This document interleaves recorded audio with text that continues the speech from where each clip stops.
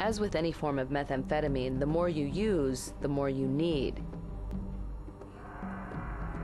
Here's how the destructive spiral works.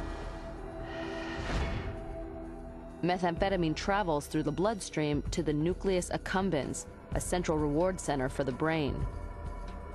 This is a release site for the neurotransmitter dopamine, the chemical key to human pleasure. Dopamine is a natural chemical that causes us to feel good. More dopamine means more pleasure. It's one of the ways the brain rewards behavior that helps us survive. Food and sex are two of the highest natural pleasures. In mice, they can trigger around 150 units of dopamine. But drugs trick the brain to go even further. Meth actually sneaks into the neurons and forces more dopamine out.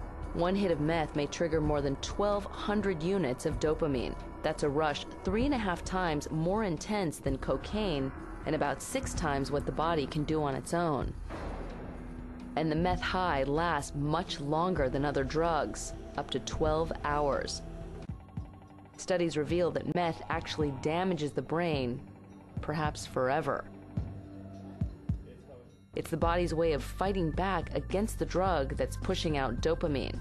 The brain shuts the overloaded neurons down.